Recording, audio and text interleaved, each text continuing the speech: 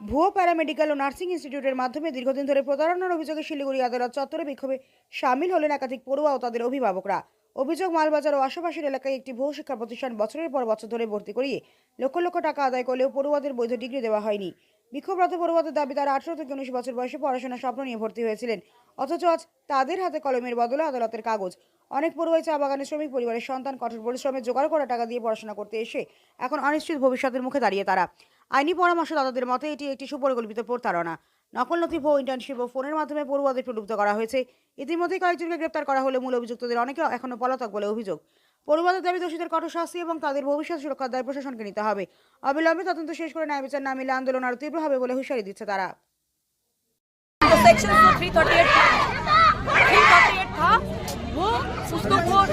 वो नोटिस को नहीं वो करते।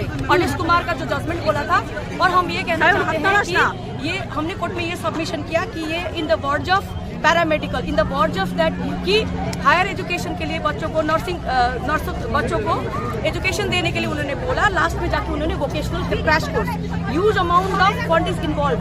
और हमने ये बोला कि वनरेबल कैटेगरीज के जो बच्चे हैं, जो SC/ST से बिलोंग करते हैं, आदिवासी से बिलोंग करते हैं, उनको भी इन्होंने चीट किया है, और मेजॉरिटीज आर गर्ल्स।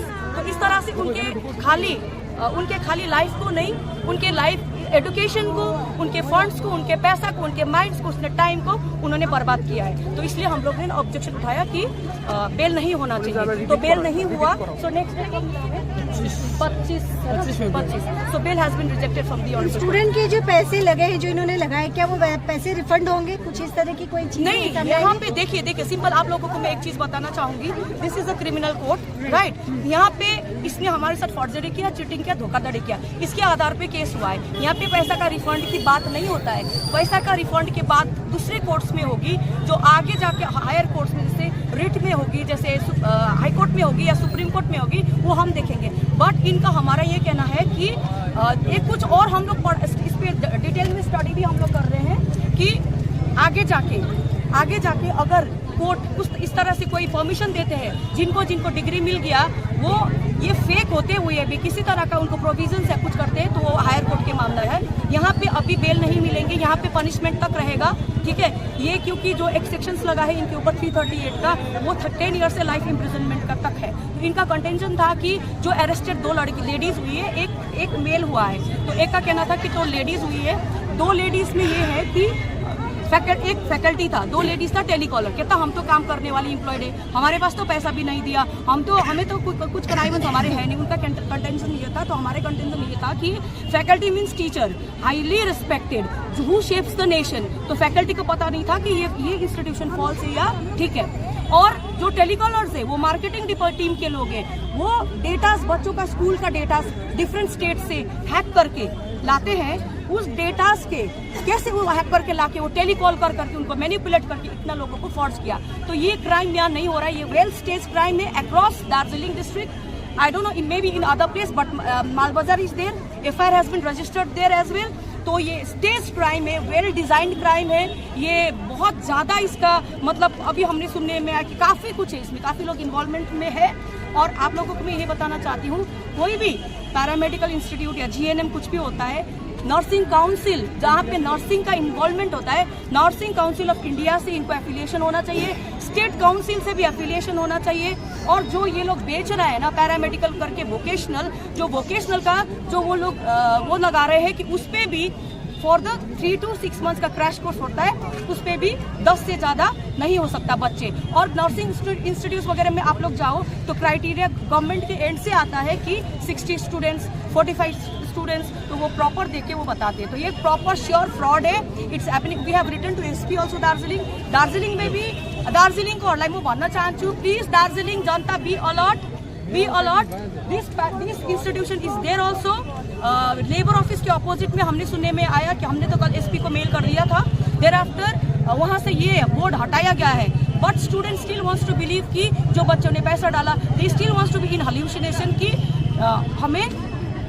हमें इंस्टीट्यूशन से डिग्री मिली है तो फिर कैसे, तो कुछ तो काम आएगा। फिर भी वो लोग एक सोचना चाहते हैं कि कुछ होगा आगे, पर कुछ होने वाला नहीं है। दिस इज फर्जी, इंस्टीट्यूशन आज अरेस्टेड है, 3 दिन में हुआ है, बच्चे रोड्स पे है। अगर वो लोग ठीक होता तो हमें अंदर नहीं डाल देते लॉकअप पे, उल्टा हो जाता। तो main accuse is still absconding.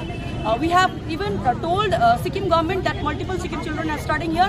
They are also going to file pressure, make pressure, and they may do case from Sikkim as well. So we appeared today, and today the bail has been rejected, and further we'll see. What next?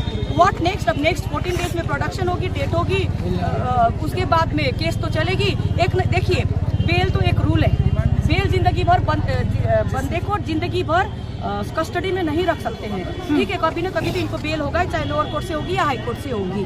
But इसका जो इनको बच्चों का जो साथ जो हुआ है, उसके लिए हमें पक्का इसके ऊपर PIL हमें सोचना चाहिए, हमें इनके ऊपर रिट सोचना चाहिए, चाहे हाई कोर्ट से हो या सुप्रीम कोर्ट से हो, क्योंकि यहाँ पे मल्टीपल स्टेट्स आर इन्वॉल्व। जैसे यहाँ से नेपाल से भी आए थे आज बच्चे, नेपाल के बच्चों का डेटा कैसे लिया, वहाँ का गवर्नमेंट रिस्पॉन्सिबल नहीं है। सिक्किम का स्कूल का बच्चों का कैसे डेटा लिया, आसाम के बच्चों का डेटा कैसे लिया। So more than 1 states are involve, and also they have mentioned this thing that training and placement institutions. You can see that lot of big hospitals are there.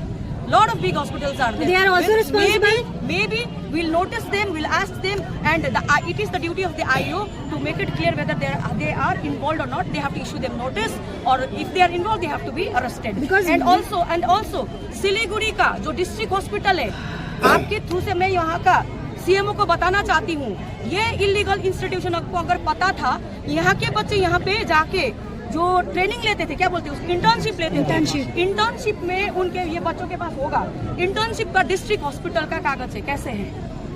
So connivance, so it's a huge scam happening across the state of West Bengal. तो इस पे education department का honourable minister को भी involve होना चाहिए, state का honourable chief minister को भी इस चीज में इन्वॉल्व होना चाहिए, कंसर्न लेना चाहिए, और गवर्नमेंट ऑफ सिक्किम को और GTA को भी इस पे कंसर्न लेना चाहिए। और बच्चों को भी मैं कहना चाहती हूँ कि आपको PUBG खेलते खेलते पता चला कि वहाँ पे मेरा फ्रेंड पढ़ रहे हैं, तो ऐसे नहीं जाना चाहिए, डिटेल पता होना चाहिए। तो आपको या किसी फ्रेंड्स के दूसरे रेफरेंस से नहीं, इस तरह का पैरामेडिकल इंस्टीट्यूशन ध्यान रखना, ये पैरामेडिकल इंस्टीट्यूशन जहाँ के पे भी हो, क्योंकि जो स्टेट का काउंसिल बन रहा है, अभी बन रहा है, तो रजिस्ट्रेशन लेने की तो बात ही नहीं है। तो हम लोग अभी, हम खुद भी लॉयर्स भी इस चीज़ में, क्योंकि हमें भी विदाउट रिसर्च कुछ चीज़ें पता नहीं, तो हमें रिसर्च करके पता लग रहा है ये चीज़ें, तो इट्स हैपनिंग।